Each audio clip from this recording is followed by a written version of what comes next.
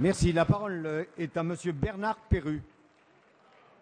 Ma question s'adresse à Monsieur le Premier ministre. Les Français sont attachés aux libertés et à l'égalité des droits. Ils sont respectueux des choix de vie de chacun et ne refusent pas les évolutions de notre société.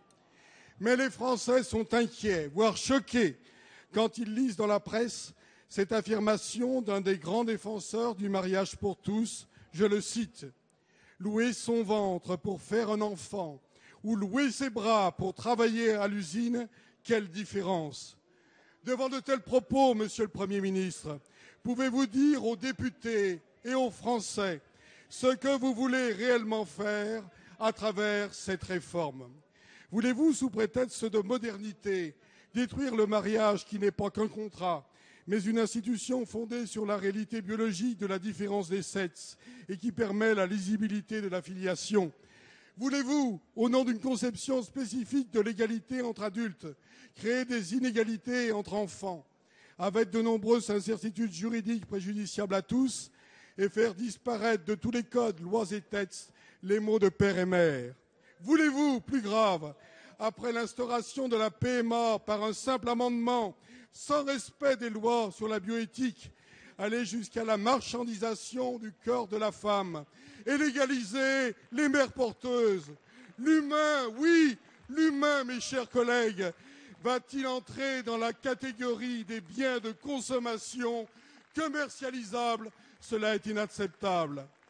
Alors vous, Monsieur le Premier ministre, Mesdames, Messieurs les membres du gouvernement qui voulez rassembler les Français, pourquoi n'engagez-vous pas avec eux un grand débat public?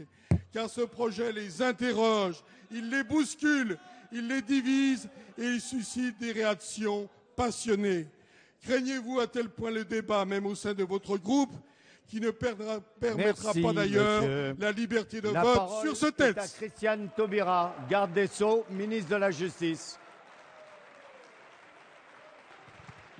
Monsieur le Président, Mesdames, Messieurs les députés, Monsieur le député, vous n'avez de cesse de réclamer un débat public. Il se trouve que depuis plusieurs semaines, il se tient ici même à l'Assemblée nationale des débats et des auditions organisées par les rapporteurs du texte de loi et m'étant intéressé fortement à ces auditions, j'ai pu constater que les députés de l'opposition y sont extrêmement peu nombreux et très rarement présents. Je vous laisse gérer cette contradiction entre vous. Monsieur le député, je vous rappelle que vous disposez du texte de loi du gouvernement. Vous connaissez ce projet de loi. Vous savez donc que les mots de père et mère ne disparaissent pas du Code civil. Ils sont maintenus en l'état dans l'intégralité du titre 7 du Code civil. Monsieur le député, vous n'allez pas nous faire croire que vous vivez dans un igloo et que vous n'avez aucune connaissance de la diversité des familles dans ce pays, que vous ignorez complètement qu'il y a des familles homoparentales dans ce pays, que vous ne savez pas qu'il y a autant d'amour dans des couples hétérosexuels que dans des couples homosexuels, qu'il y a autant d'amour vis-à-vis de ces enfants et que tous ces enfants sont les enfants de la France.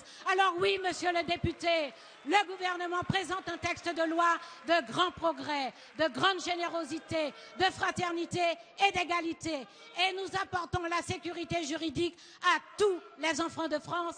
Et je peux vous dire que j'en suis particulièrement fière.